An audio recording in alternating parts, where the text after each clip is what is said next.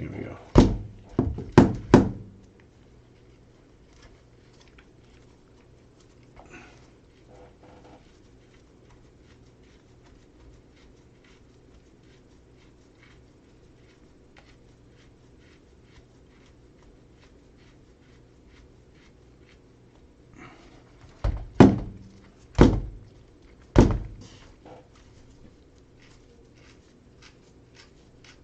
I don't know, they look kind of bouncy.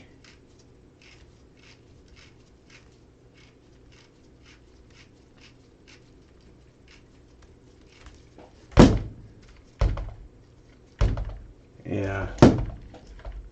What's going on?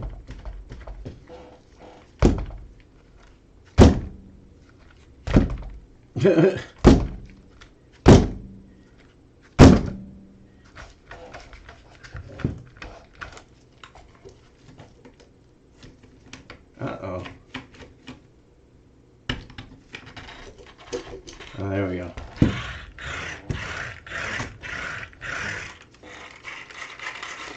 How's that working?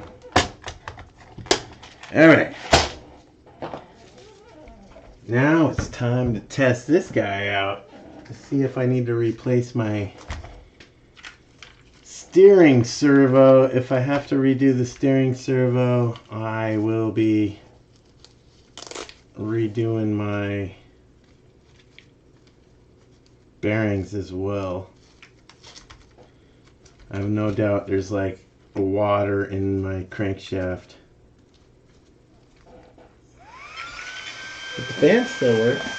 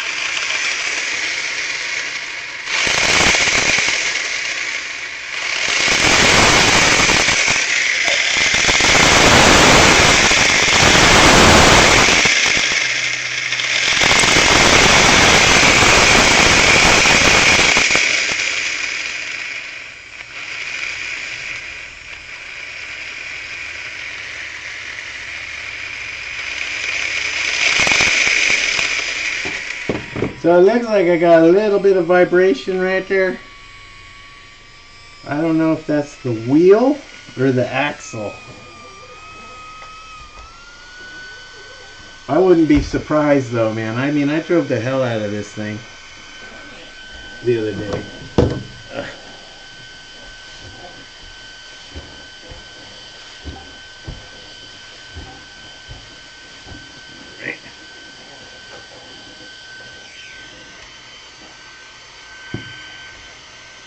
Which one was it again?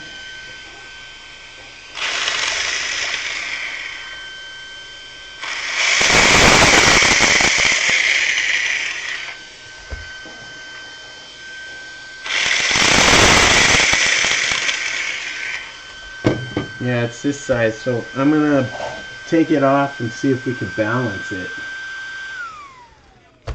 I think we should try that.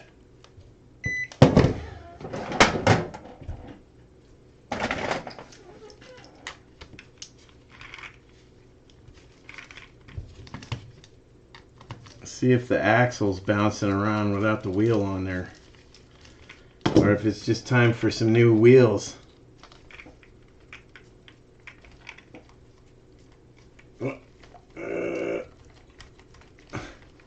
She's stuck. Get off of there. All right. Let's see if she vibrates.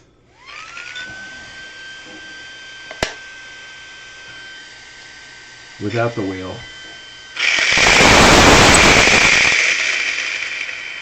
Nope, she's good. So it's the wheel.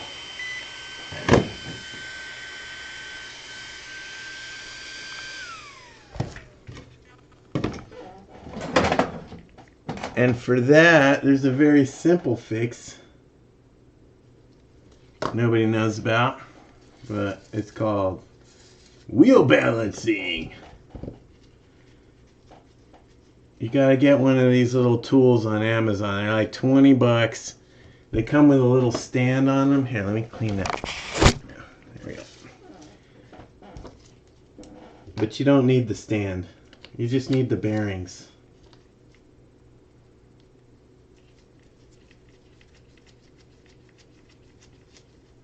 You screw it on there and you're looking for a heavy side. Oh, it's bent. It's balanced, but it's just bent.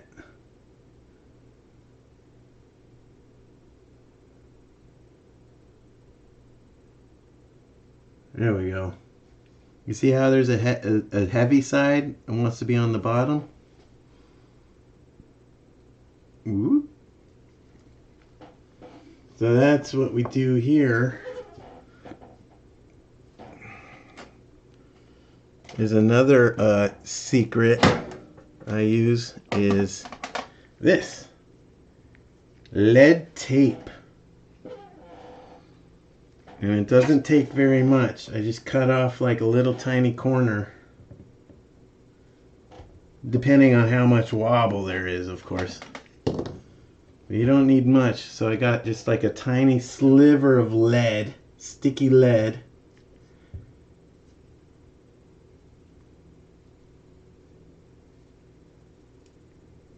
Alright, let me dry my gloves off.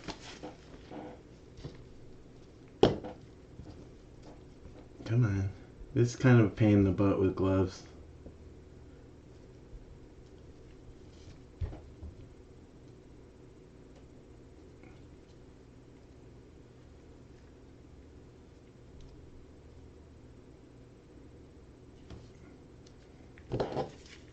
That's what tools are for. You know, if this was easy, everyone would do it.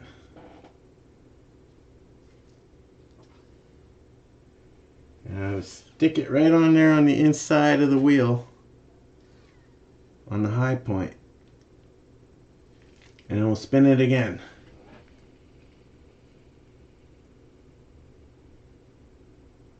Yeah, there is a significant amount of wobble on this thing. But it seems to be better balanced for sure.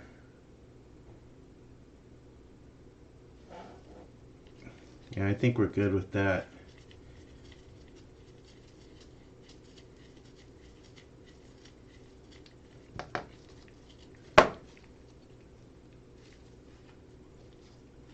But there might actually be water in here. Oh, there is! You hear that? That means there's water inside. Oh yeah, gross. Ew.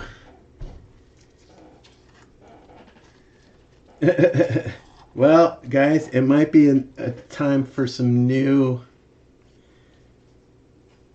Badlands. If these are waterlogged out, that means the foam is falling apart inside. Because I don't think these come vented. But it's okay. I got a spare set in the box. Most RC guys have a box, a giant box full of old tires for this exact reason. But we're good, guys. I'll just go start running it in the dirt and all that water will vanish. I run these things till the wheels fall off. But that makes total sense if I'm out there in the river 3 hours a day, man, that the wheels get waterlogged out like that. Anywho, I have to replace that steering servo. So I had this spare one right here.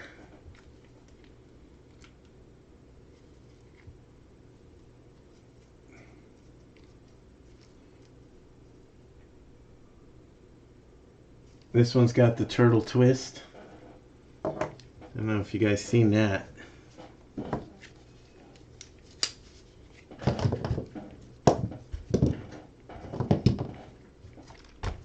But in order to get to the steering servo, I'm going to have to rip this top off. So you guys are going to see my bits.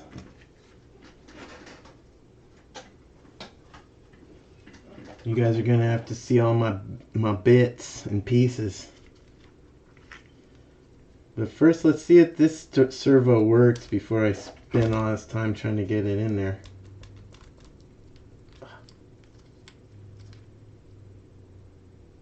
And see, maybe this one's just corroded. That'd be nice, huh? Okay.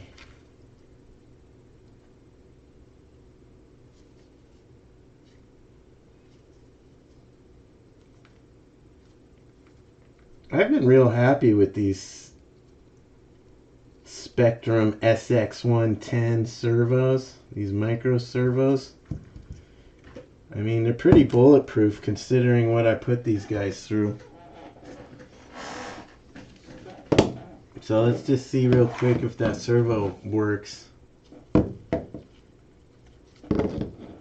Ah.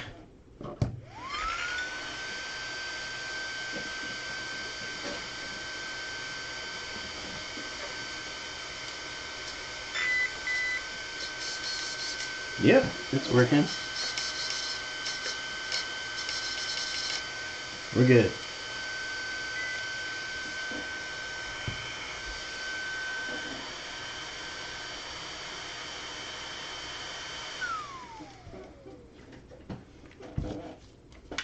Alright, this is an older servo, but I pinched the wires on it. Now we got to get this bad boy out of there. And the way to do that, unfortunately, because on this thing,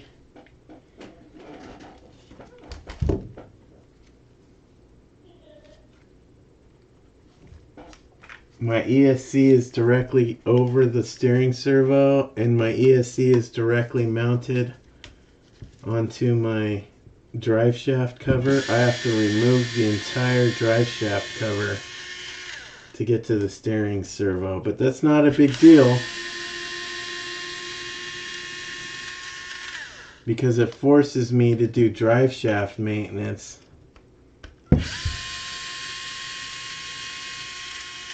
On those internal bearings. And considering this guy is in the water quite a bit, it's probably a good idea to dry it out and put some oil in there, you know, keep things from rusting. Just your basic stuff.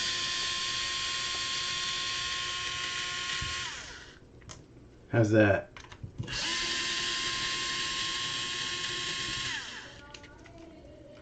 Oop.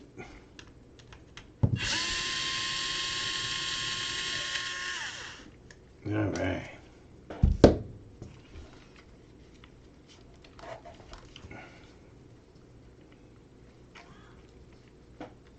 Oop.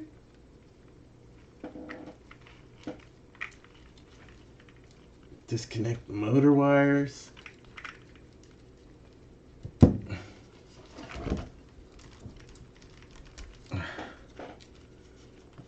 Go get my little puller tool. Where'd that go? Oh, here it is.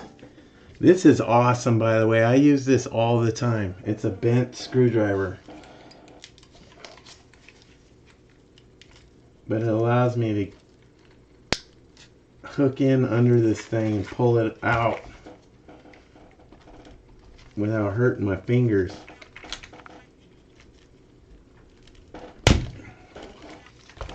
Because, man, when you first get these things, this thing is like press fit in there. They do not want you taking this part apart.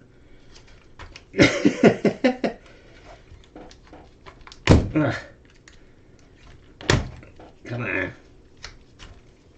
Whew. Sometimes I gotta wiggle the motor a little bit. There we go.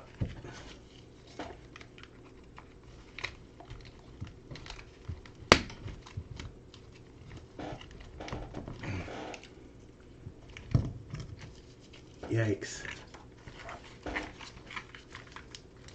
There we go. Got that one.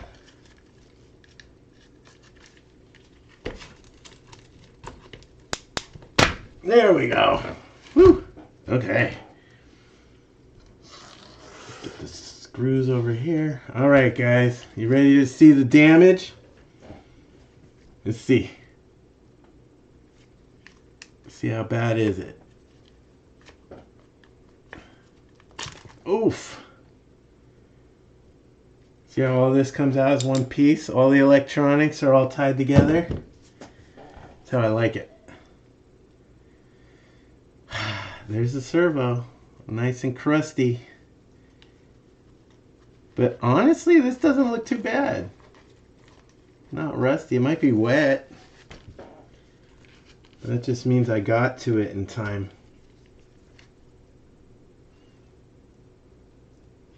I gotta check the bearings. Okay. You see my locker?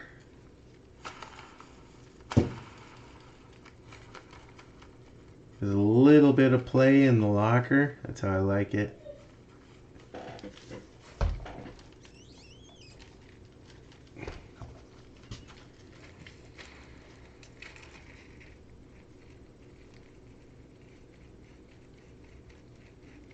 Front differential seems good.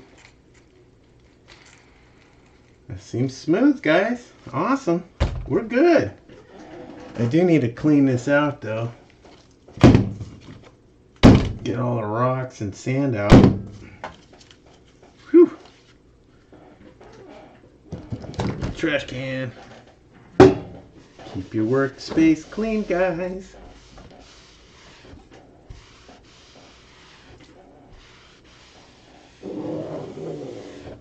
Okay. There's another good test, is use toilet paper. It's like checking your oil in your car. I know not everyone does that, but you want to see what color comes off of this. That's kind of muddy, rusty. That's not good. You don't want it to be brown. That means there's rust in there, but you see the color? Black's okay. You don't want chunks and pieces. And then you test these bearings too. You want to make sure these bearings are still spinning freely without having grit or getting locked up. See, that's nice. These are fast eddy bearings, and I really do like those the best. They take the most abuse, I think.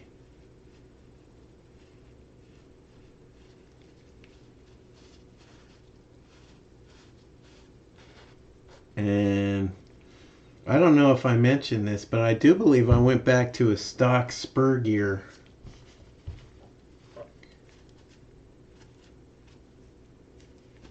There we go.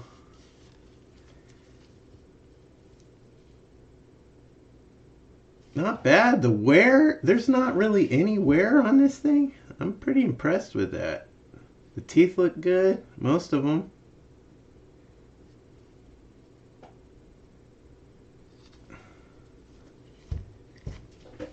All right. And now we're going to use this.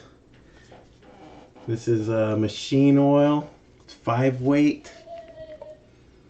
But we're just going to wet the bearings. And I just plop it all on there. I want everything to be covered in oil. I want it splattering around. I am not stingy with the oil. I do know that this will be wet within a week.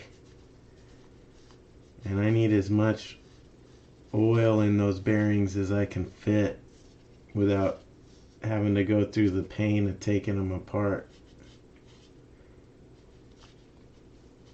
Now this bearing seems kind of shot.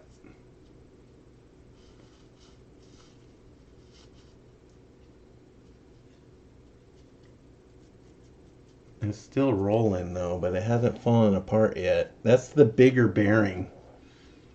So these Groms come with 5 big bearings and like 8, 9, 10, 11 little bearings. And the little bearings are cheap. You can buy those in bulk, but the bigger bearings, I have a little bit of a harder time finding good ones. Unless you buy the entire Grom set, which is fine. It's like 20 bucks for an entire set of Grom bearings. And you got to do it every once in a while if you're running in the water. So the last part of this is my secret ingredient. This is so gross, but I'm going to show it to you anyway. This is my jar of grease. So I have the red sticky and I have the green marine. And I just keep this in my toolbox, and I use the green marine on the internals. I use the red on the axles. And that's why I keep toilet paper around.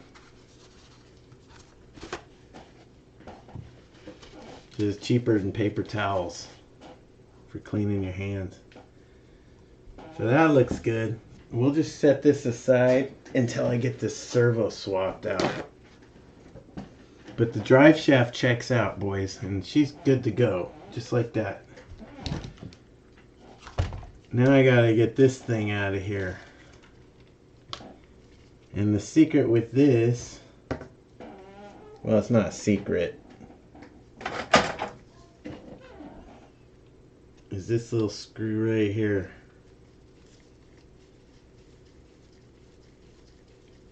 And separates the servo from the linkage. Flip it over. Ooh, these guys were tight. I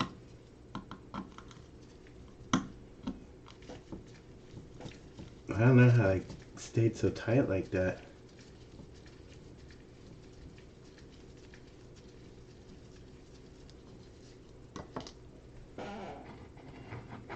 Let me see this. Where'd my mouse go? There we go. How's it coming in, guys? Can you see the detail okay? It's the first time I've tried my webcam. I usually use my phone over on the Wi-Fi for these lives, but today I was trying to get hooked up to the desktop, you know, like a professional. We'll see how it goes. So far, it's okay. Alright, look at that rusty crusty. Whew. That servo's cooked.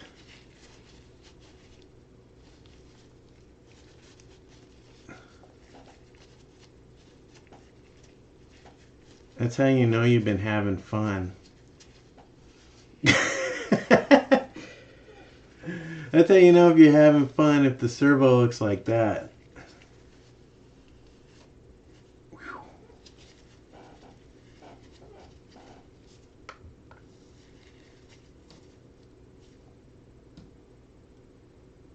That would be nice if it's just a little bit of corrosion in there that's shorting this thing out. I might be able to fix that. So we'll save this servo. I go through servos like toilet paper, guys. It's not a big deal.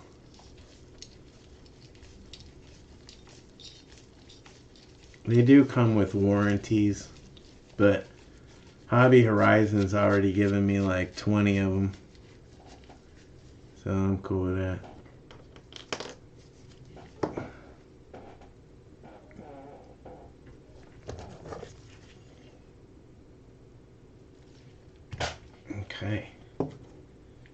where'd my other servo go? This one.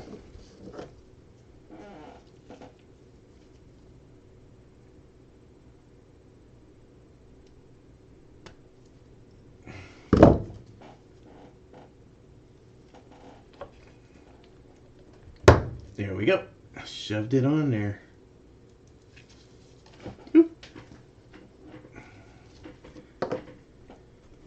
Alright, next on the line is we got to get this servo retainer off. That requires the 1mm.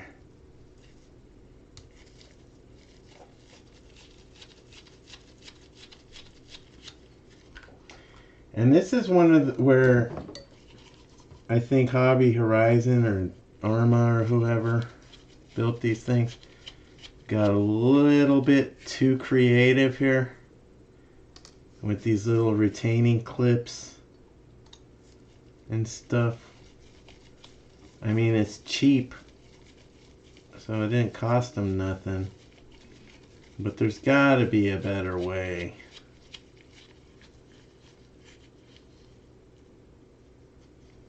Those screws are rusty. Boop. Okay, so generally what I do, I'll put a big X on it like that. Let me know this one's toast. But I'll save it anyway because I might need the gears out of it or something. You know, every once in a while I'll crush the gears. And I'll take 2 servos and make one. You know, because sometimes they go bad from crashing and sometimes they go bad from water. So you take one that went bad from crashing and one that went bad from water, and then you make a new one. And it's as good as new.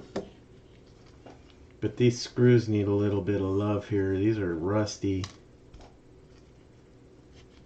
This spring too. But this is kind of a ritual, guys. We do this about once a month, whether she needs it or not.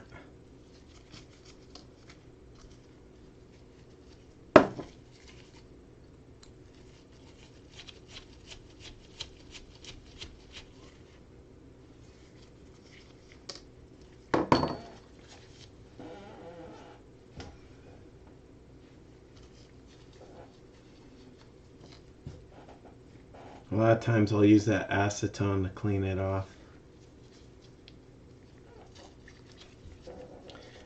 So you put the gear on the outside of the car, facing outward. This is like the $2 Arma servo holder.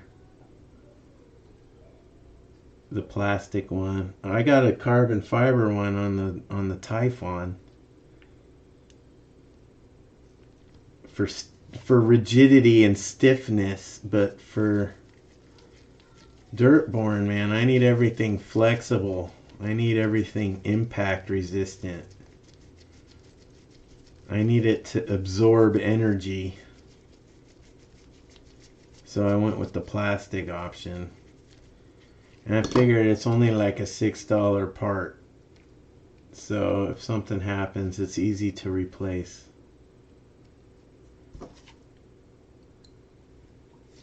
But if you're into precision and you need that laser sharp straightaway because you're trying to go 100 miles an hour, I highly recommend aluminum feet. They got the aluminum feet with the carbon fiber top because it's stiff as a board. It actually works really well. Okay, so what happened? There it is. I was looking for this piece. This is a servo horn nut screw, whatever. Clean it off, make sure there's no rust on there. I know a couple times I've used Loctite on these things because I've had a few of them back out on me. but it's not a big deal. I'd rather have it too loose than too stiff, if you know what I mean.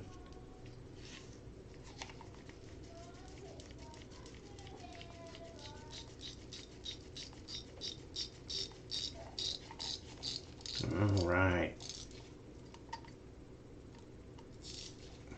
And I'll just crank that thing all the way.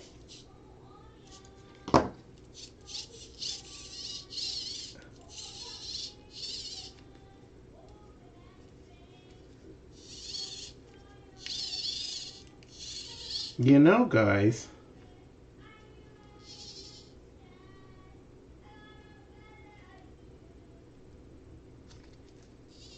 I'm having a clearance issue right there. I didn't see that, but I got to trim that piece. Okay, I'm glad I saw that. That might... This whole time, I thought my steering was getting stuck.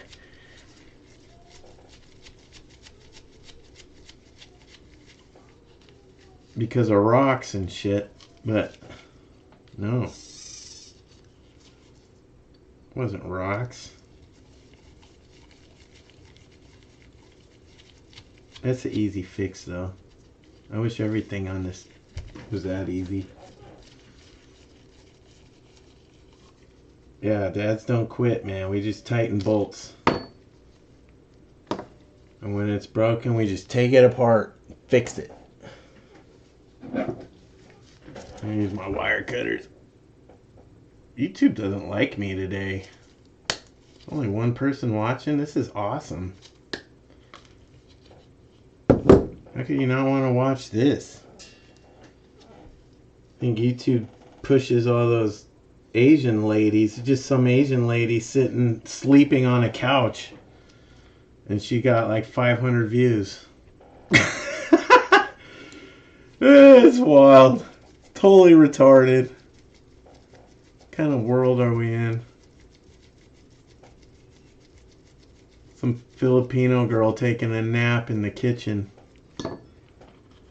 Live streaming it. Like, what? Have you ever seen that midget with the watermelon and the rubber bands? Dude, that guy's funny. There we go. The new custom setup right there. I'm going to put a drop of oil in there because that's looking a little bit on the rusty side right there. You notice I threw in shims on that thing. And actually, now that I'm here, I'm going to tighten that up just a hair. Make sure it's not backing out. There we go. As long as this can still wobble, we're good. You take it all the way where it stops wobbling, and then you back out just a little bit. That's the old BMX trick right there. Okay, we're good. That's good. Same thing with this eyelet here. I'll put a drop of oil in there. Because that one gets the brunt of the dirt. You got to give the dirt something to cling on to flush it out of there.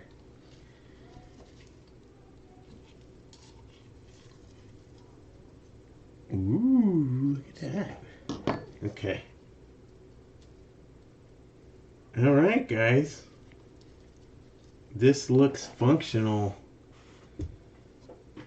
Now we got to get it back in there.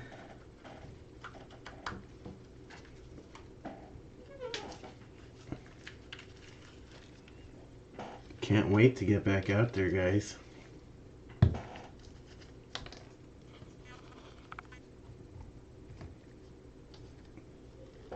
Gonna be a slow.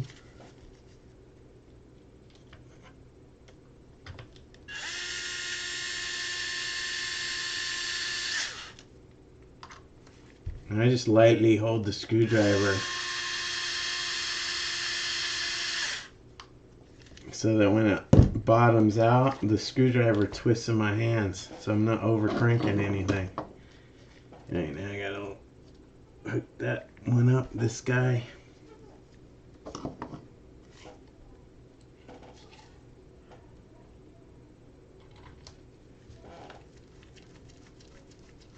Urban legend, my brother. Bro, I just hooked up. Stay here for a minute. I want to talk to you. I've been meaning to talk to you. I've been meaning to shoot you an email, brother.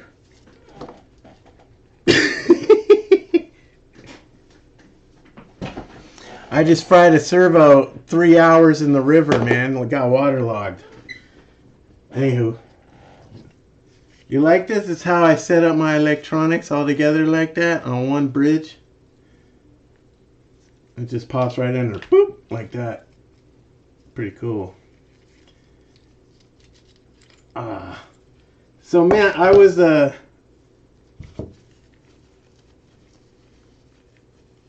trying to do a live, man, and I wanted to try to use my lab or my computer camera.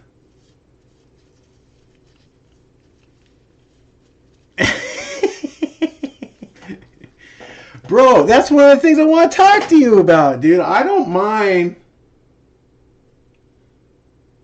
getting these things out there. I think we should do like a share program, you know, like the Fun Zone can like pass them around and do like reviews of other people's cars, you know. And I think that would be rad. And just ship them around, you know. It's like instead of buying a new car every time, you just pay for shipping, you know, and we're recycling them. That way you don't have to end up with 500 cars. You just get bored of one and you know, kind of send it in a loop and it goes around and other people can see why it was so cool. You know, this ain't your average Grom.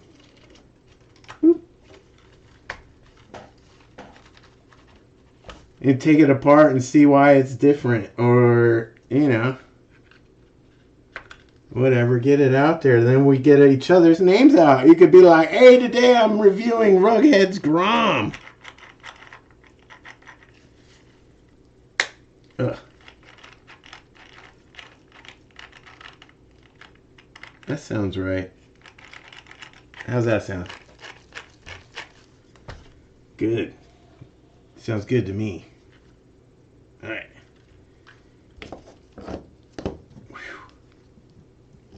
Adios mio. Alright, let's get this sucker back together, man.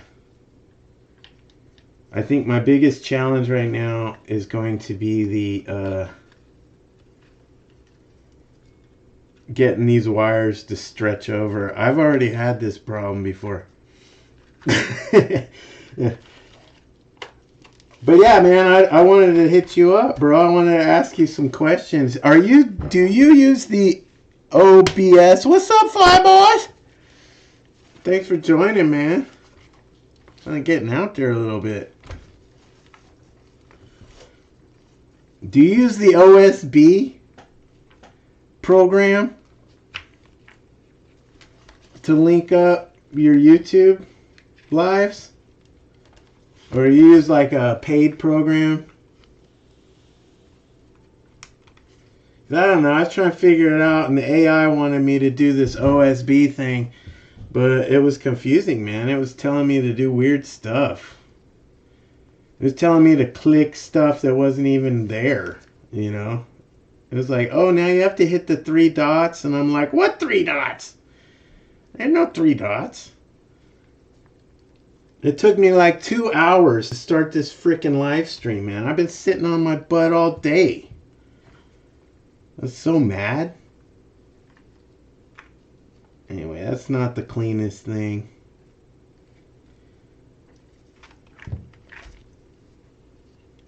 I'm just trying to get this buttoned up, bro. Because look, let me wash my hand. Here.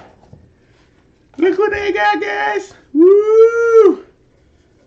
I'm still learning how to use it, man. I'll tell you what, though. I got so mad. I took this bad boy out. Me and my friend went like 4 miles up the river, dude. We had like a 3-hour RC adventure, bro. It was epic. It was awesome. But my stupid phone, you know how I usually record with the phone? Oh, you're using StreamYard? I gotta check that out, man. So I usually use my phone, but now that it's warming up, man, I don't know if it was like heating up the phone or whatever, but it kept switching out of steady mode. So the steady cam would only go for like a minute or two, and then it would just go to regular crap. And so I took, like an hour of footage or something. And bro, I was doing some amazing stuff, dude. This is what pissed me off, man. Because by the time I got home, I didn't catch none of it. It was so shaky and crap. I couldn't use hardly any of it. I was so mad. All right, before I screw all these in here, let's see if it works. Because there ain't nothing worse than screwing them all in than having to screw them all out again.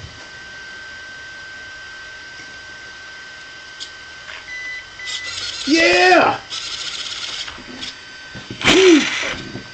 All right. She good, boys? Yeehaw!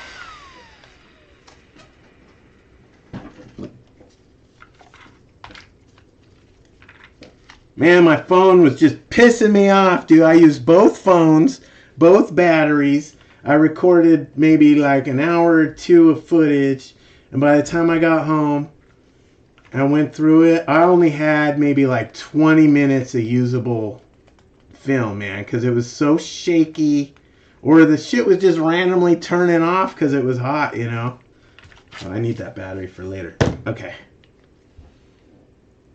Dude! Okay, yeah, let's screw her down. And so I've been saving up for a damn Creighton. I wanted to get that mini Creighton so bad. I wanted to get the Quake, honestly. I was about to get the Quake, dude. I almost pulled the trigger on that Quake about 10 times. I had that shit in my shopping cart. And I wake up in the morning and I'd look at my shopping cart and I'd be like, maybe one more day. Because, I had to get a servo or some, bearings or something. And then the Creighton came out. And then, basically,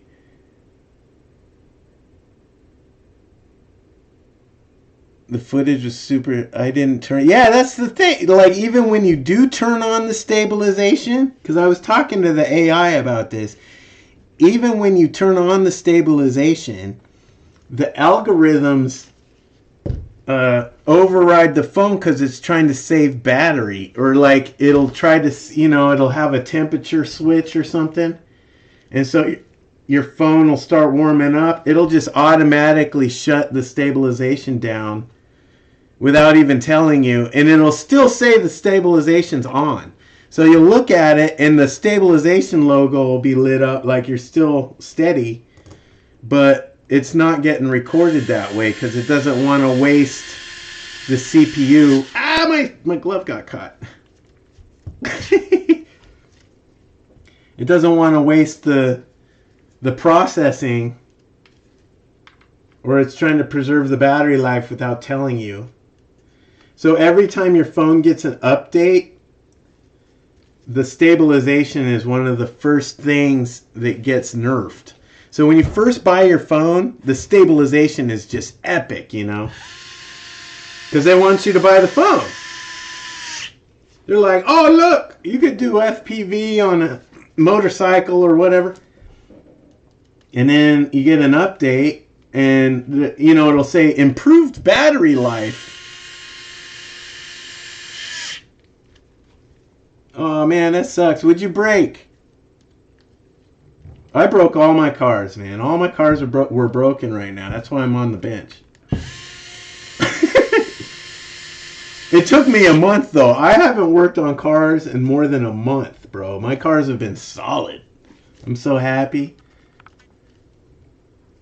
But then they just kind of wear down. You got to replace something eventually. But yeah, I was going full send yesterday at the skate park. on the FPV. I had some skater kids there, you know, some teenagers off on spring break, and they were sitting there, dude, and I busted like some sick tricks off the quarter pipe, man. I sent it, did like a rodeo flip off the half pipe. What's up, the dad? What's up, bro? Thanks for joining, man. Look, this one's bouncy. I broke a shock, man, so I had to put my old shocks on, and I just remembered how freaking bouncy they were. So I gotta put some, I don't know, thicker oil in there or something. Just get new shocks again. But it'll work for now. It'll get me back out there. Alright. But I did this sick, like, rodeo flip. And all the kids were like, wow, that was sick. You know, all the kids were going crazy, dude. They were like, I got to get one of those. What is that? You know? And so I just started going full send, bro. I didn't even care, you know, if there's kids watching.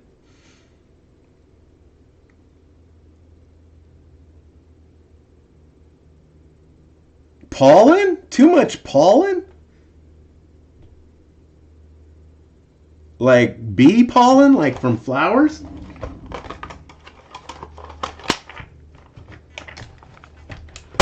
Dude, that's some East Coast stuff. we don't get pollen out. Oh, maybe we get some pollen, but this bad boy done here. Yee-haw, look at that. That eye got messed up, man. I'm going to need another body eventually. So next on the chopping block is Gromzilla. Oof. Let me clean up my workspace real quick.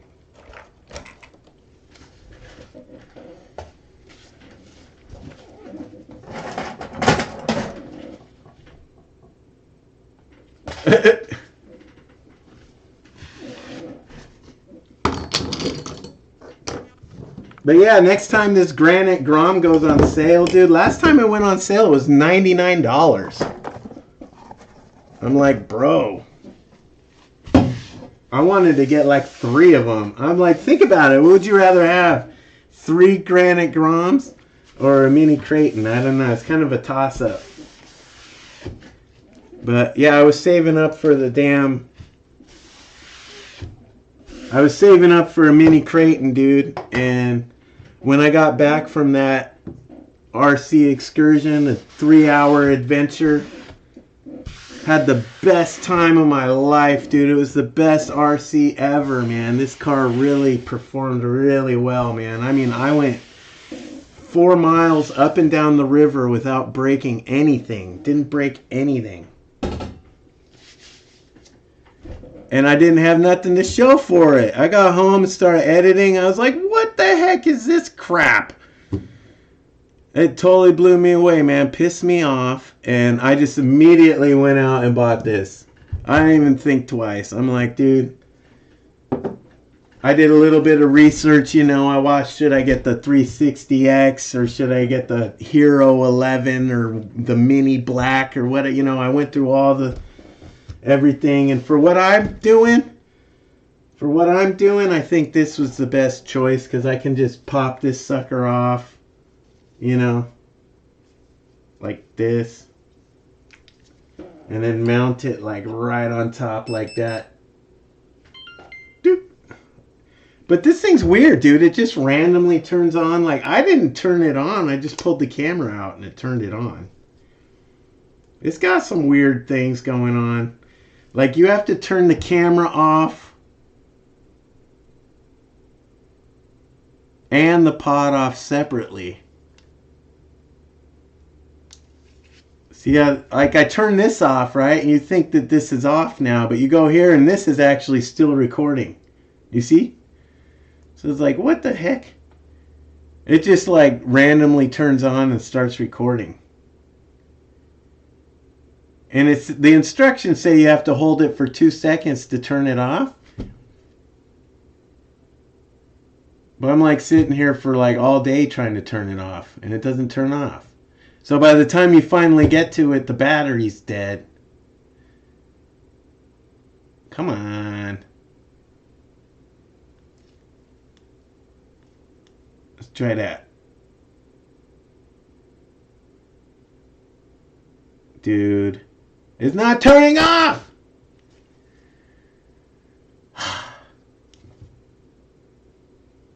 Watch, I'm going to get on there and I'm going to have like 50 videos of my face screaming at this thing.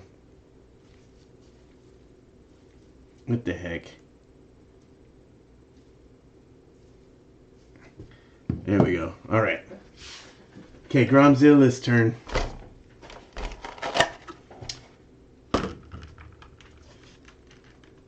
And I'm about 90% sure this motor's lunch. Let me go get a battery so I can double check it.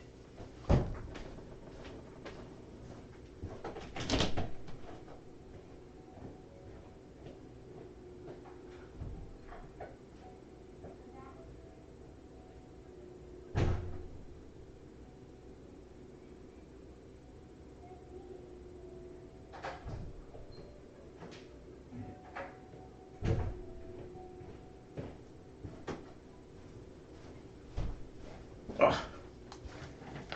Yeehaw! Here we go.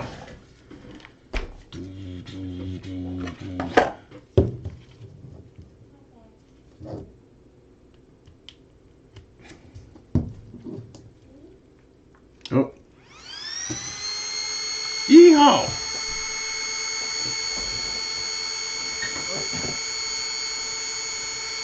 Yes, please.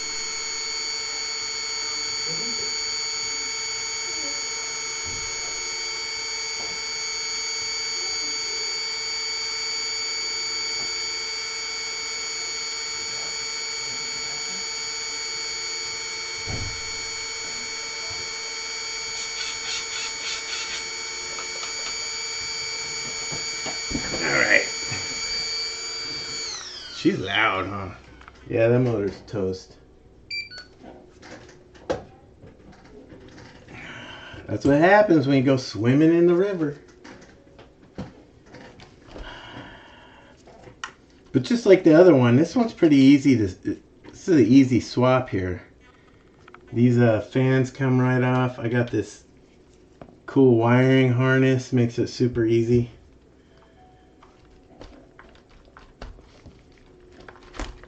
There we go. I got a couple extra motors left of these cheapies. It's like one of the reasons I don't mind doing all this is because these motors here are only like $5, dude. They're literally like $5 motors. So I went and got like 10 of them. I still have a few left, but I am running out. This is getting kind of old. So I've been looking for like waterproof options. But the challenge with those is I gotta put on my own pinion. And that's not always an easy thing when you're dealing with a 10-tooth pinion.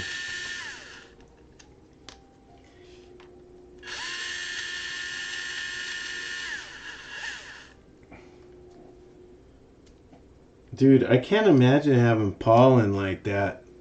Just painting everything yellow. What is that, like pine trees or cottonwood?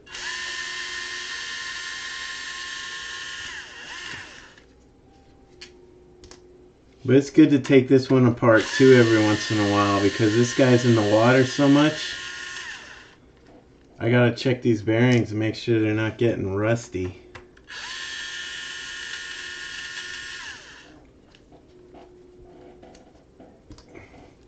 Hey, how's the definition coming in?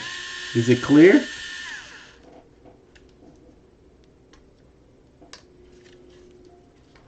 You guys should do a live. I'll jump in there. I love jumping in there. I was mad. I missed it. I get mad when I miss those things, man. I'll get on there and I'll see something streamed, you know, like 5 minutes ago. And I'm like, man. Be like, man.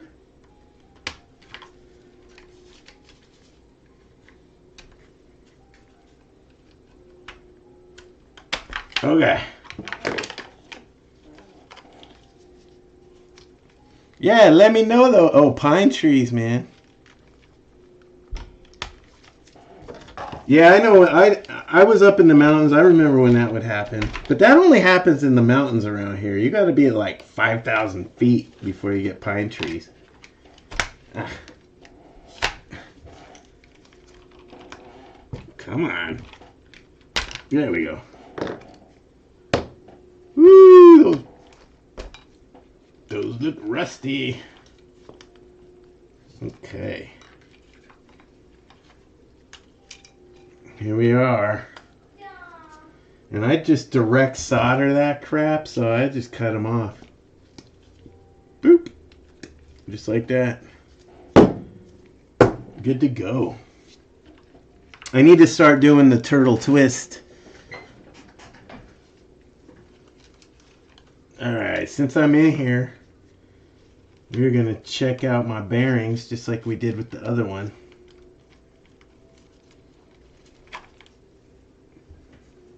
I take this guy apart pretty often though, so these tend to stay fairly well lubricated. Here's my box of motors. I got the Castle box just packed with brushed motors here. Look, here we go. I got 3 left.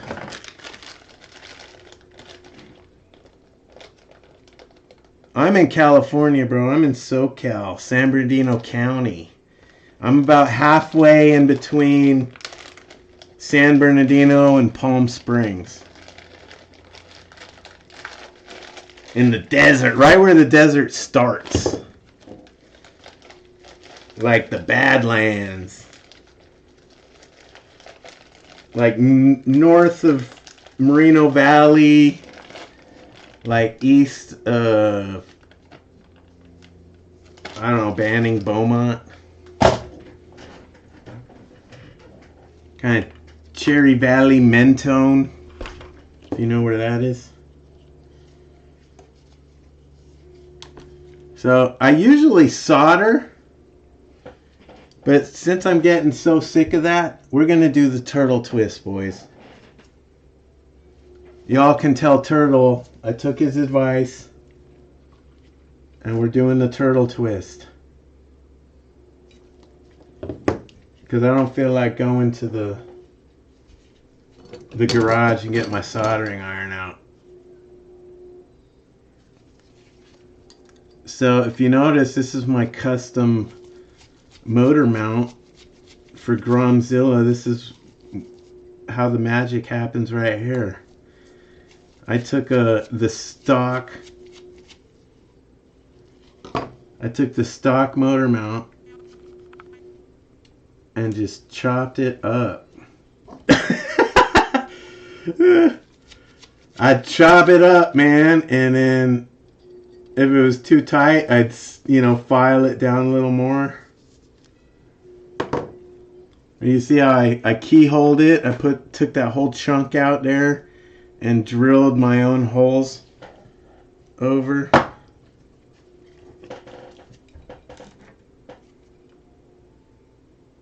Ta-da. And that's how we do it. But see how these motors, this is the secret, guys. These motors come with a Mod 5 10-tooth pinion. They're designed for this tank, this Chinese tank. There's like this dual motor RC tank that's out there. I don't know, it was out, I guess it's like an older tank. You know, like those World War II guys that go out there. I guess there's like an RC tank club for like Korea veterans or something. I don't know. It's a bunch of old fat white dudes with like homemade World War II tanks. But these motors came stock in those. And since that hobby's kind of over, these motors are cheap. You know what I mean? But yeah, bro, I discovered these come with a 10-tooth pinion, Mod 5 gearing, so they line up with the spur. And if you look at the clearance here, look at that. You see how close the motor gets to that drive shaft? We're like, you cannot go any closer. And this is the 61 tooth spur gear out of the Quake. I think it's out of the Quake. So I got a 61-10 gear ratio, which helps a lot. Oh, I need to oil these bearings. So I always drench these in machine oil.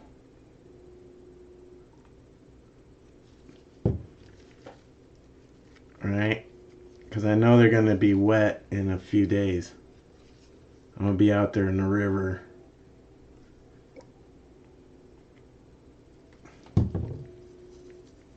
And that just makes sure none of them are too crusty. Because this thing's got enough torque, man. You could have a bad bearing and not even know it. You know? You know how it goes. Oh. And then this, my blob of marine jelly. I got marine grease.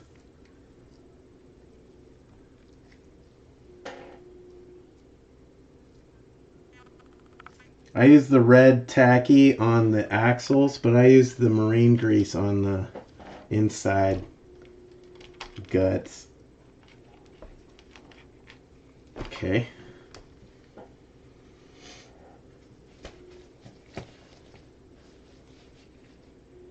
Rancho Cucamonga?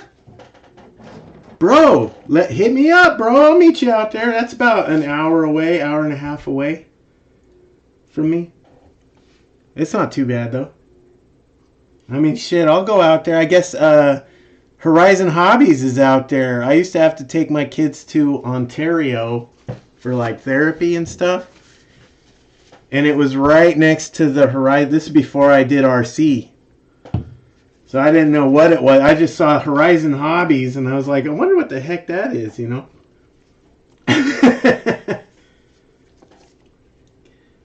All right. So, the other cool thing about this, I got my ESC is Velcroed in here. So, shout out to Raz Schifrin for teaching me that trick. You like that? The whole ESC just pulls straight out like no problem. No bolts, nothing. And that way I could tuck in all the wires right here.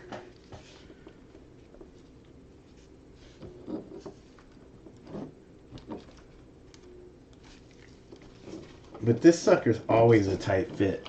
That first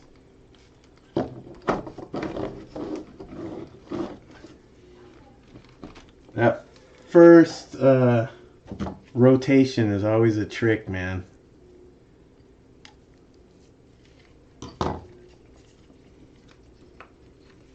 It has to be just like perfect tolerances on there.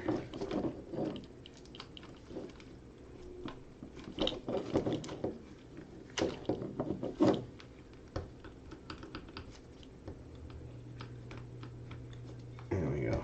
Okay. Turtle twist time. Big shout out to Turtle.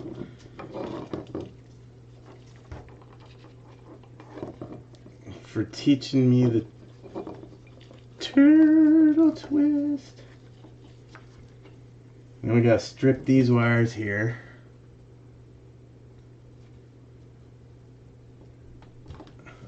And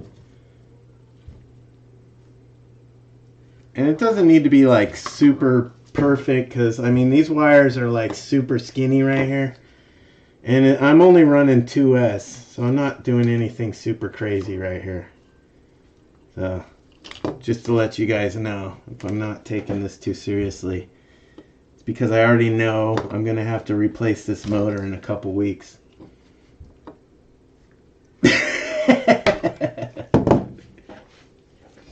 Alright, where'd my shrink wraps go? Got some shrink wrap. Ta-da! White shrink wrap today, boys. Alright, where'd my lighter go?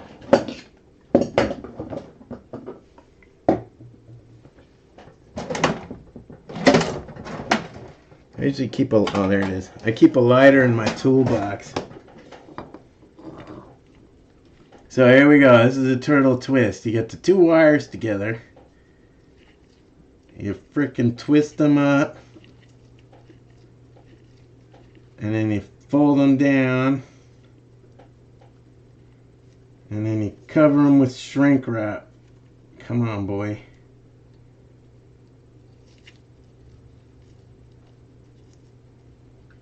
Maybe I'll use a thicker shrink wrap. I got the bigger red right here. Let's use red.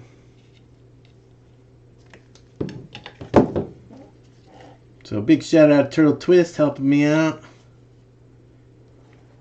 Doop. Look at that. Dude, this fits so good. I don't even need to heat them up. I will, but I mean, I don't need to. Yeah, let's do them both at the same time, huh? So, Turtle Twist number 2.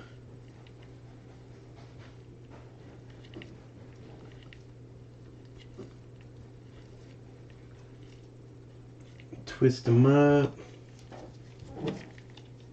How much do I need? About an inch. Fold them over. Cover them up.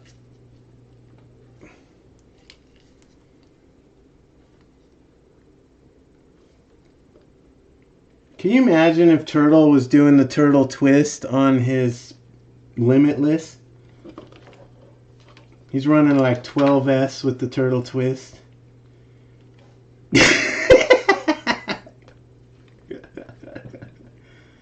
That's a good question, man. I wish he was here. Alright. Here, I'll try to do this left-handed so you guys can see the genius here. I'm going to hold everything with all the electronics with my thumb. So nothing melts. There we go. Nothing catches on fire. Making sure I got a fire extinguisher somewhere. And we're going to rotate it like a hot dog. Like we're roasting marshmallows. Is that coming in? Can you see it? We do not want it to catch on fire though. That one's good. Next.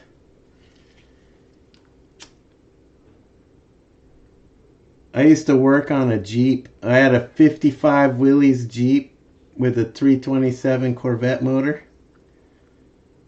And that had a Monte Carlo steering column. So you had a Jeep with like 1955 electrical, like the lights and the blinker and all that stuff.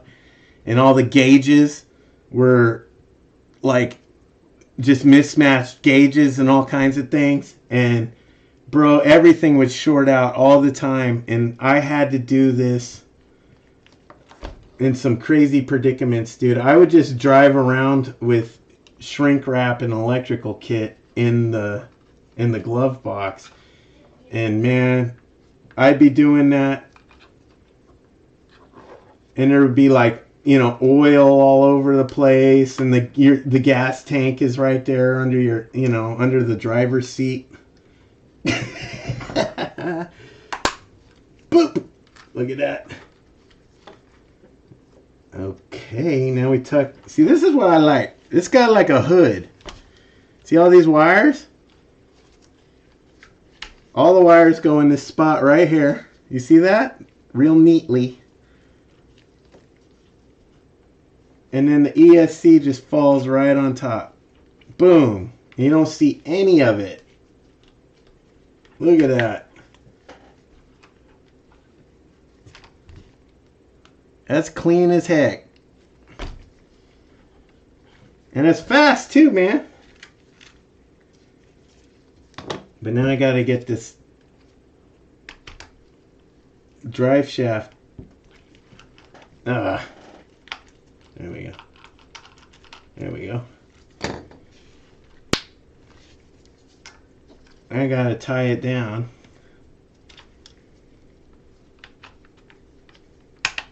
Oof. Ta-da! Nice. Okay. You can hear that mesh on. It's loud. This sucker's loud, dude. Between the dual fans. I can't even do a live with this one. Because it's like... And the gears are like...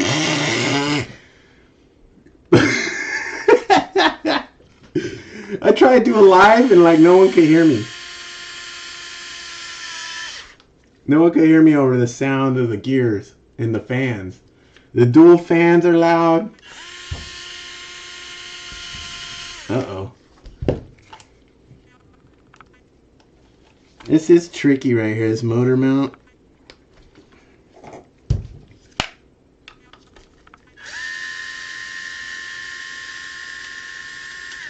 Getting this motor mount perfectly seated in the it'll sit in the chassis, but it doesn't sit in the drive shaft cover. I forgot to ask you. You got a Grom? Flyboy, you got a Grom? Urban? Ty? I don't remember seeing the Grom. I know you were messing with those minis for a long time. I've seen a lot of your older videos. You were like reviewing all those minis. But do you ever review a Granite?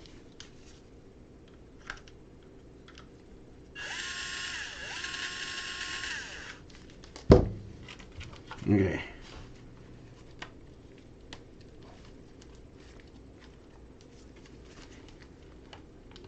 Come on.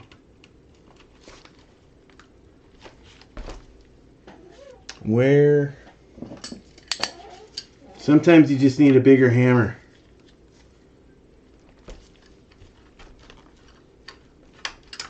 Nope.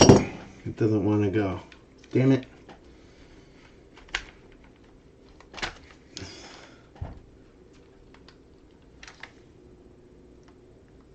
See, it's this top. It doesn't want to seat in here.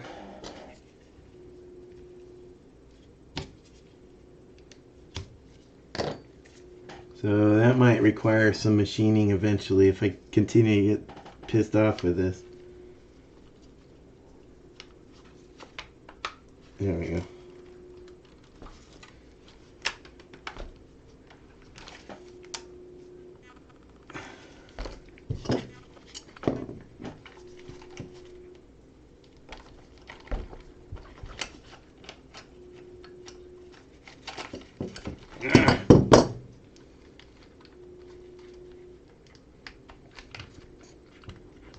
There.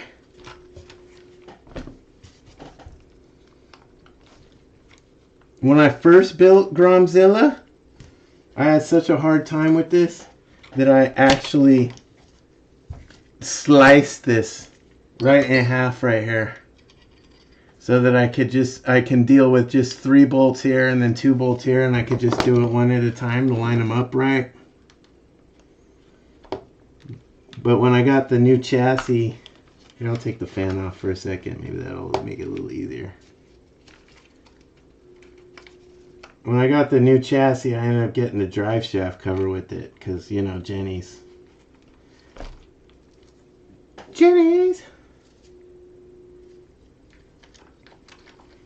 Speaking of which, I should have some more the BLX differentials coming in. I scored a real good deal. I got 2 BLX differentials in the whole center drive shaft.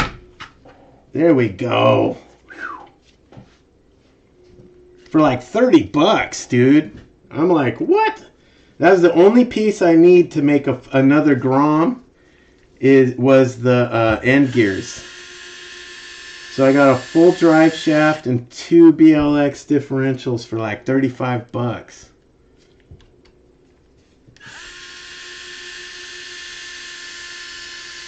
And I've been waiting on them, but when they get here, boys, I'm going to have number 5. Grom number 5. And I think I'm going to make a...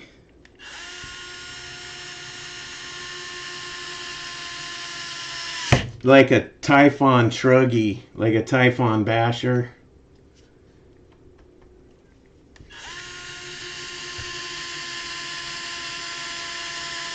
Just like an intermediate between Dirtborn and Gromzilla. You know, so and it'll be nothing but old spare parts too, so I won't care about it too much. Just something to have around. Invite my neighbors, you know, if they want to go freaking RC with me, I can give them something to off-road. You know, like a jack of all trades kind of Grom. Like the Typhon version of a Mojave. And it should be pretty bulletproof. It'll probably be brushed. I do have an angry snail I could throw in there, though. I got an old MJX lying around somewhere. I could probably swap in there. That's the other thing, man. Okay.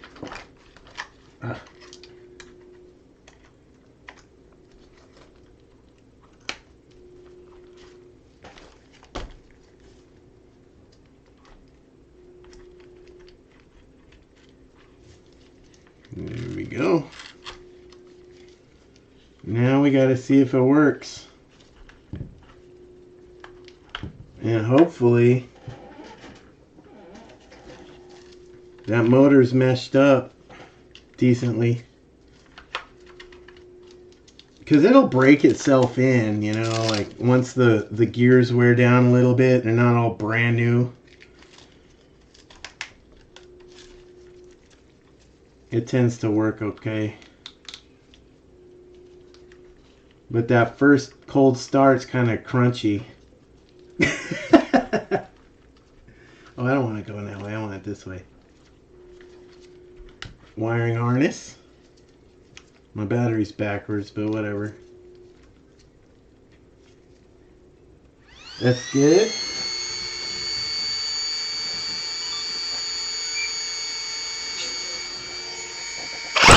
Yeah!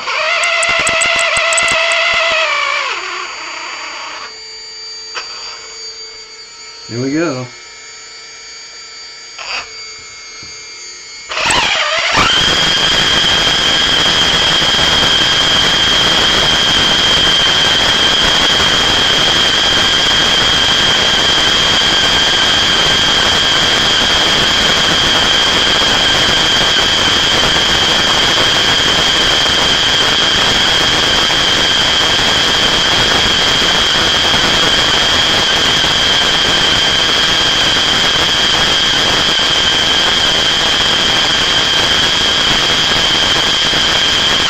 Perfect. Woohoo!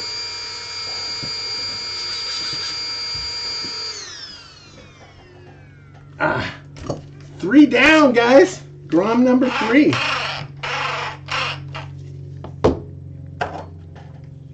In the bag. In the bag, boys.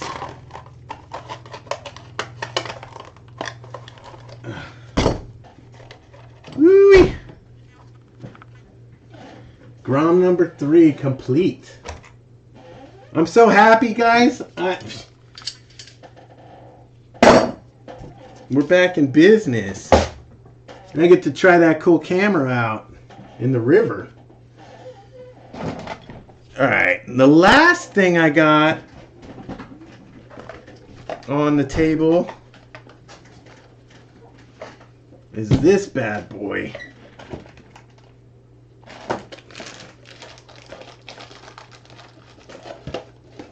This thing's just fire. I had so much fun with this guy. But unfortunately, I hit something and pulled out my A-arm, so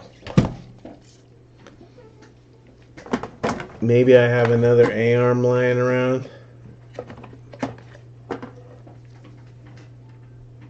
That looks like one. Is that the right one? Yes, indeedy. So we gotta stick this one right here. That should be pretty easy. Let me clean up my area real quick.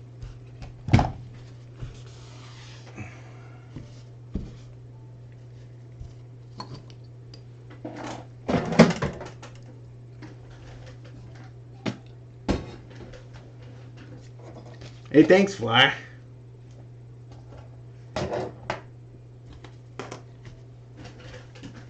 Get all this stuff out of here. Keep your workspace clean, boys. All right. Turn off my remote.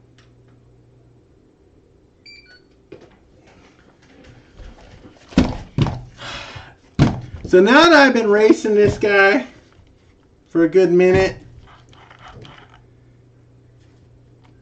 I kind of want to redo it. I kind of want to get, like, not start from scratch, but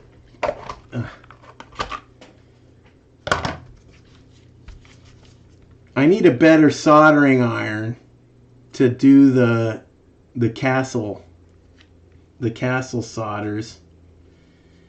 Because you know me, I like it clean, and that is not clean. Oh, look at that. My balance came off. My balance cable came off.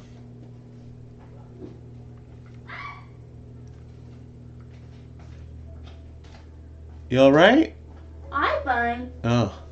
Oh, I thought the laundry was a bit clean. Oh, you're doing laundry? Yes. Oh, cool, thanks.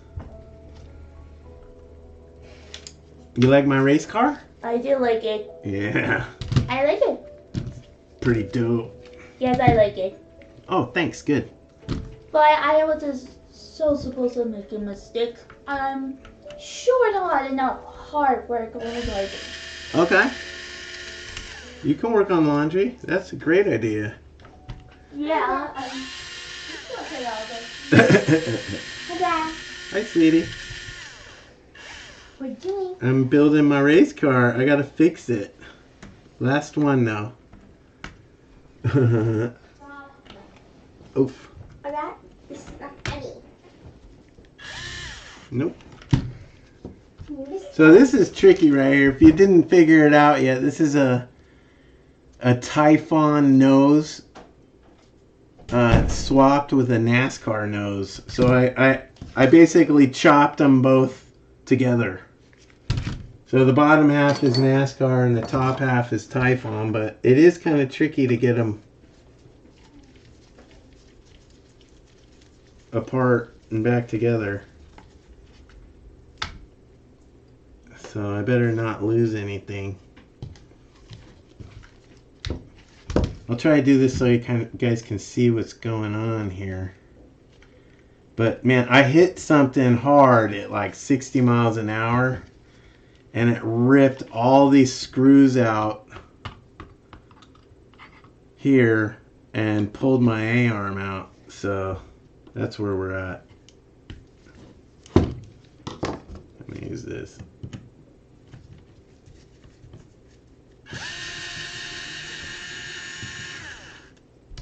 I highly recommend this screwdriver. If you ain't got one, go get one. It's the Amazon,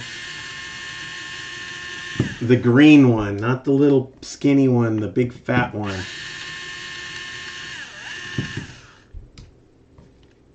I think they make it under a couple different brands.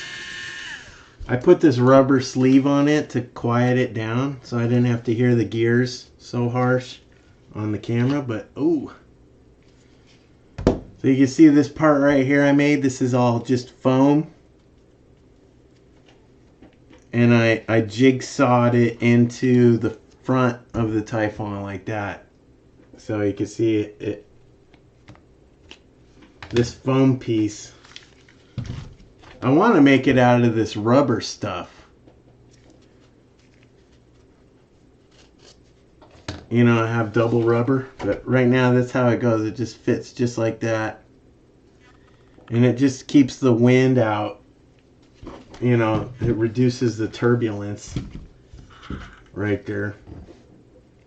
Because we're not a fan of turbulence. But since I'm here, I need to get in here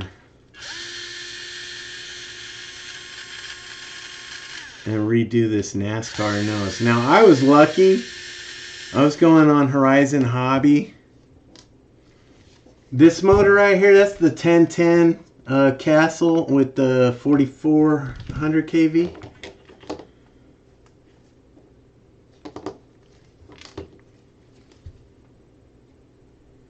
Here's all the screws that popped out here. Well, I was going on Horizon Hobbies, you know, like once a week or whatever, just to check it out. The sales and the clearances and whatever.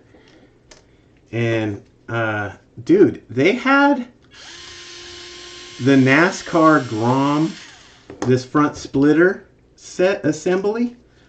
They had it on clearance, literally, for like $4, dude. So I bought like 5 of them.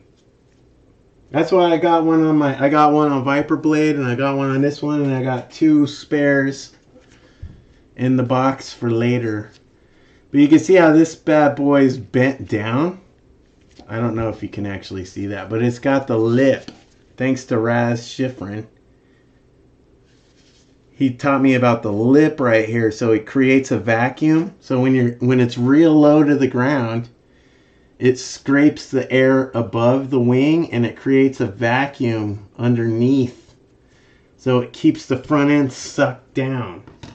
And it definitely does, because since I've had this, I have not done a wheelie. So, just letting you guys know. I have not done a wheelie since incorporating the front splitter. So it definitely did its job. I'm super happy with it. It also protects the shock towers, which we all know are a big pain in the ass. Which is cool. But it does not like crashing. That splitter digs into the whatever it hits, like a crack. If there's like a crack in the asphalt, it like digs into it like a damn shovel. It like shovels itself into the ground. Sometimes I'll get lucky and like skid over it, but most of the time, bro, it just digs in, boom, and does like a front flip at like 60 miles an hour. And then when I get it back, it's bent like all the way down, pulls all the screws out. So, but like I said, it's still better than breaking a shock tower. Or, you know, breaking anything really. Because it just pulls the screws out. It doesn't break anything. It just pulls these stupid screws out, and these screws aren't a big deal. They're just like a luxury item, you know. Maybe one day I'll put some washers in there or something. Glue some washers in those holes. But I kind of like how it's disposable. These Groms are disposable. All the parts are disposable. They're so cheap. You keep your eyes open on Horizon Hobby clearance. Because now that the Creighton's out, right? Here, I am going to put a washer on this one.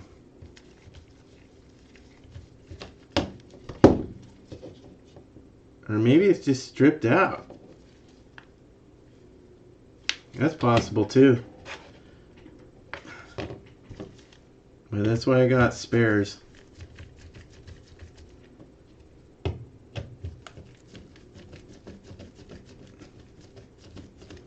The problem is if I put a button head screw right there, I might sand it down to, you know, sand it off.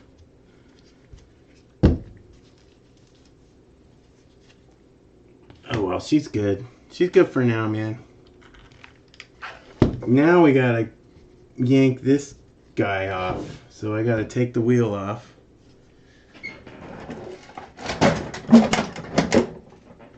There it is.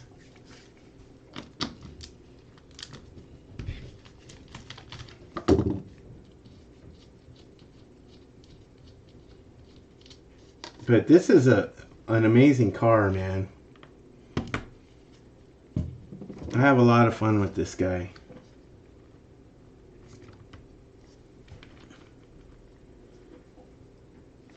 One thing about this, a secret, I actually retained the plastic axles on here. So these axles, the internals,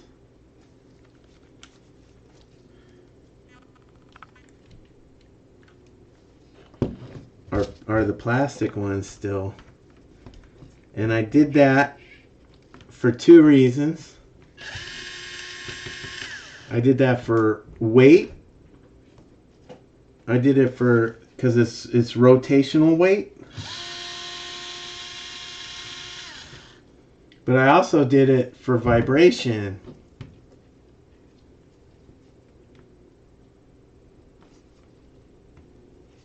I think the plastic will absorb that vibration right there.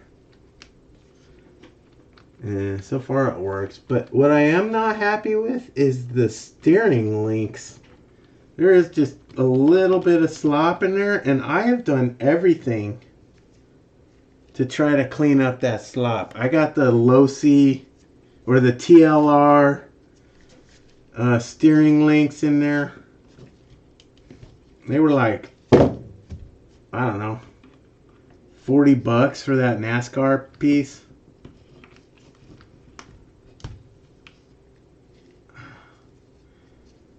And this just pulled out, so I might be able to super glue that. We'll save it.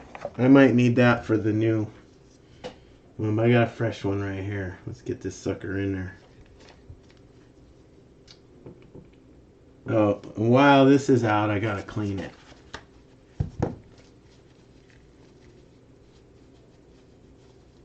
Make sure it's not bent.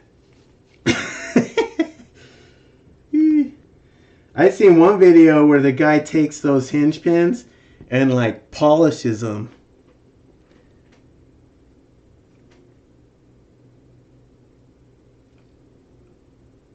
Yeah, bro, that's exactly right, Dad. You know, we have to have the best car, man. So after we buy all these aluminum parts and everything, it's going to, you're right, it's going to be like $700-800.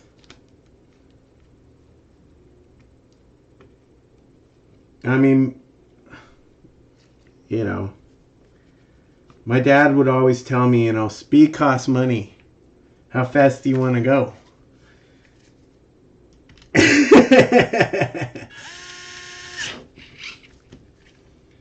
But honestly, if it survives, it's worth it. I mean, if it could survive the skate park, like I've seen some of these guys doing, it might be worth it. Because I got about, each one of these is probably, I'm probably maybe $300. This is my most expensive one for sure, just because of the castle. But if it wasn't for the castle,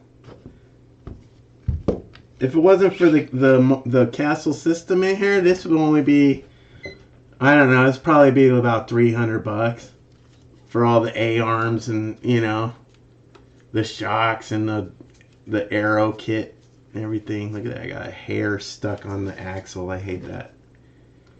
The place where I run, man, I go at these schools, you know, and there's these giant hairballs in the cut, man. You drive too close to the wall, and you'll suck up one of these hairballs, and it gets wrapped up in your axles and crap. It's yucky, dude. Like dead nasty hair. That's why you see me out there with a blower. I go out there with a blower and blow off the runway I'm out there doing my community service, man, trying to clean up this jazz, this junk. But I think that's good. Let's get the wheel on there.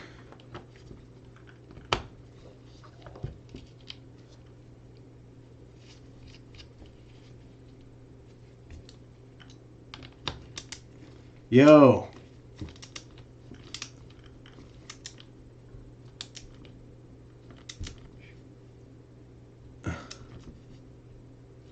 How long are we on this?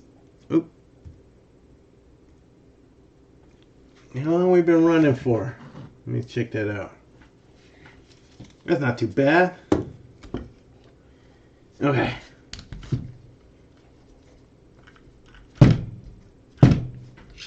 Way better. All right. I might have to trim it out when I get out there. We'll see. Oh. I put my little foam block back in there for the additional downforce.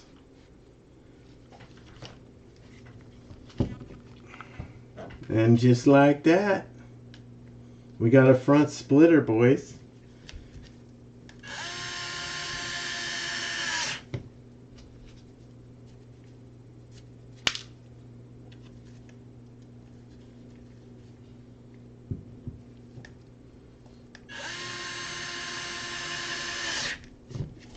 Yeah, bro, I was gonna get a Creighton, but then I got this. I was gonna get a Creighton, but then I got a camera.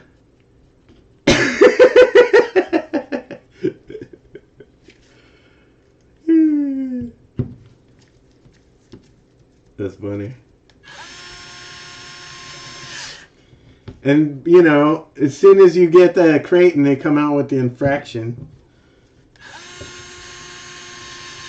As soon as you get the Quake, they come out with the Creighton. As soon as you get the Creighton, they come out with the infraction. And it's just this rat race. It's a straight rat race. So this is what I did. You see where the NASCAR brace connects to the front diff plate right there? So I cut the Typhon nose. I trimmed the Typhon nose in half to fit on top of that, and then I used the longer screws. I got longer screws that go through both the NASCAR brace and the Typhon nose into the diff plate. So those screws are holding down, they're longer screws, but they're holding down three things.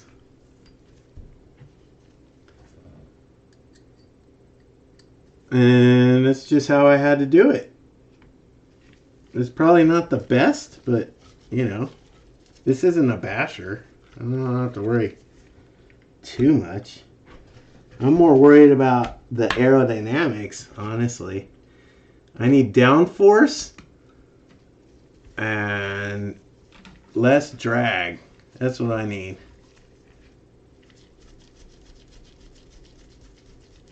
And then I just basically hand tighten it because I don't want anything to get crazy. Right there. But this thing could take some hits, man. I'm actually really happy with it. I'm more worried about breaking the motor.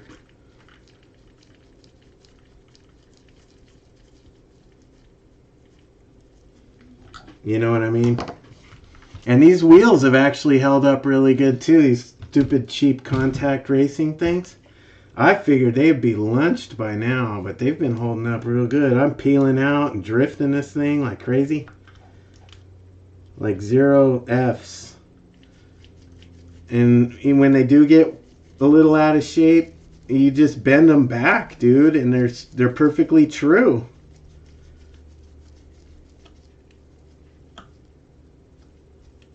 Dude, were we tripping, or did you see Arma released? They had like a commercial for like 5 minutes. They had the new infraction. It's like a a smaller scale. It's like a 12 scale, a 10 scale infraction, 223S.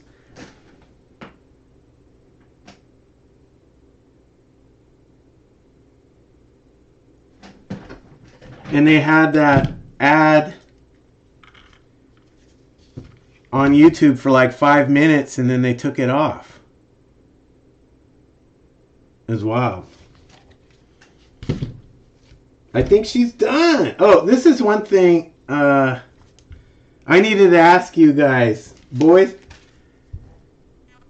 So, one of the mistakes I had this, the 300 SLR receiver, and yeah, they're trying to tease people, trying to piss people off. I think maybe that was a rookie mistake. They were like, it's too fast. They didn't want to piss us all off because everyone just bought a Creighton like 2 days ago, and now they're trying to sell you an infraction. Everyone's mad. But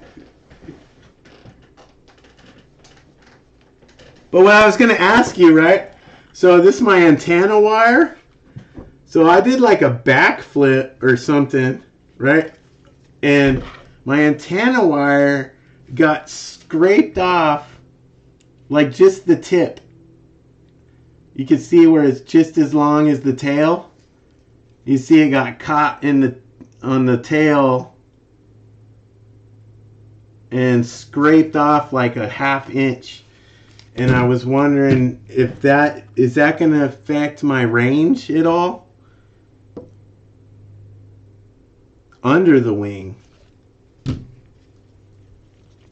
Like that. Do you go through the little hole in the butt?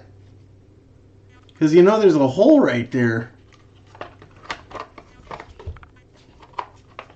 But yeah, that's probably safer from now on. That's a good idea. But do you think that'll affect my range significantly for speed running?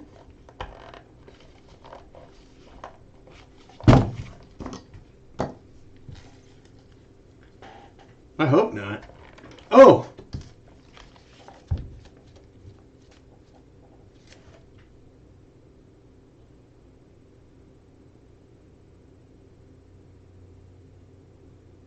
It might. Yeah, I hope I don't. I hope it. Yeah, that was the crash where I popped out the A-arm, so I didn't get to test it afterwards. But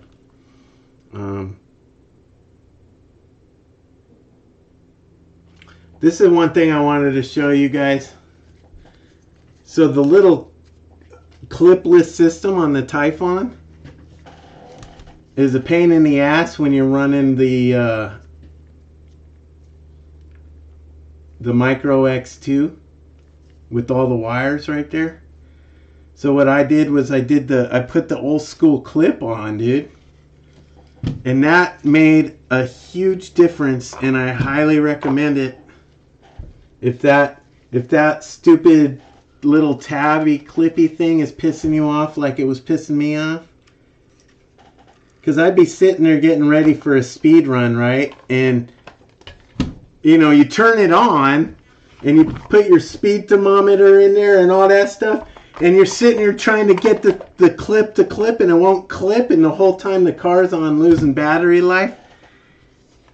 And, like, you're on live, you know, you're pushing a live or something, and you're sitting here trying to get it. This way, it just goes right on the nipple.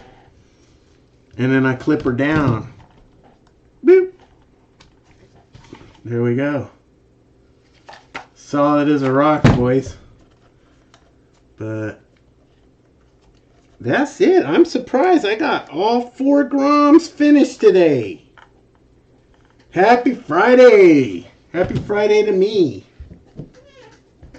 I didn't think we'd get it done, man. I thought my kids would be in here bugging me for lunch or something.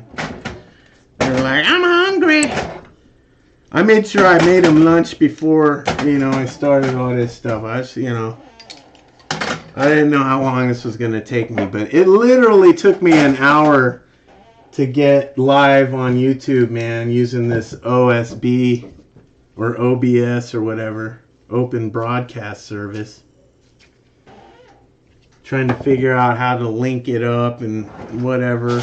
The AIs were playing a cruel joke on me. They're giving me the wrong instructions, man. I got mad at them. It's funny. The AI told me to chill out and take a deep breath.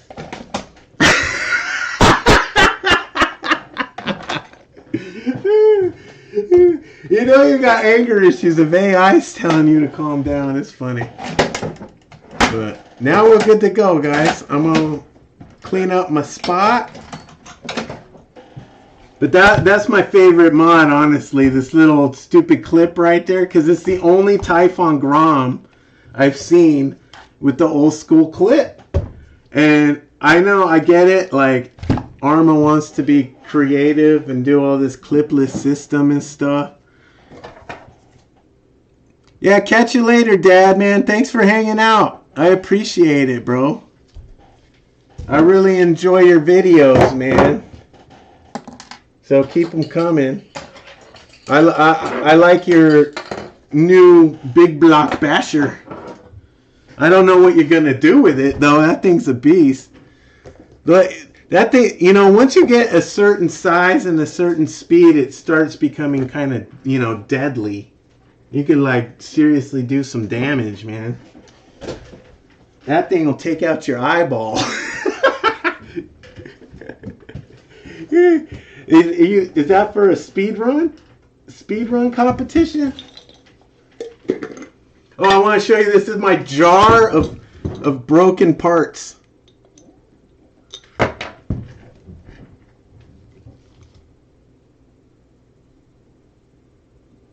Uh-oh, it looks like I'm having a YouTube error on my screen. It says something.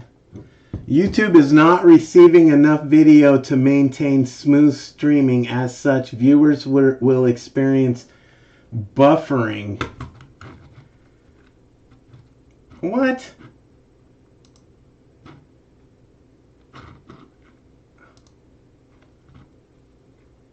Is that my daughter trying to open Netflix or something? But look at this.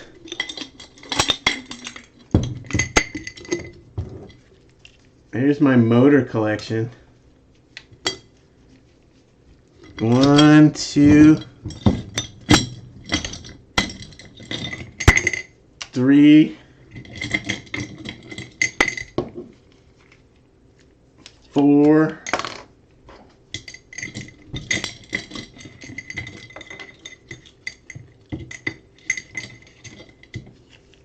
5.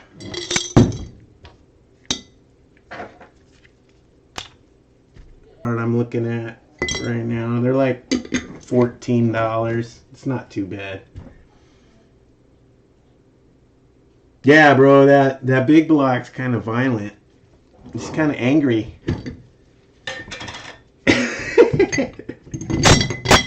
It's got some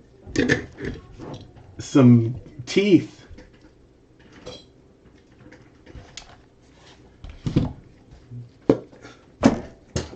Yeah, just be careful with that thing. Anyways, guys, I'm done. I got it done today. I can't believe it. And it looks like my internet's crashing out anyway.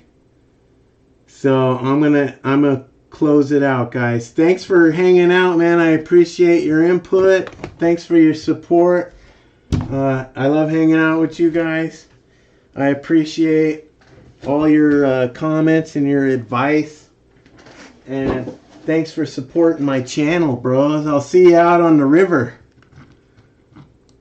Later, guys. I don't know how to end the stream. There we go. Have a good day, guys. Happy Friday. See you in the fun zone. Late.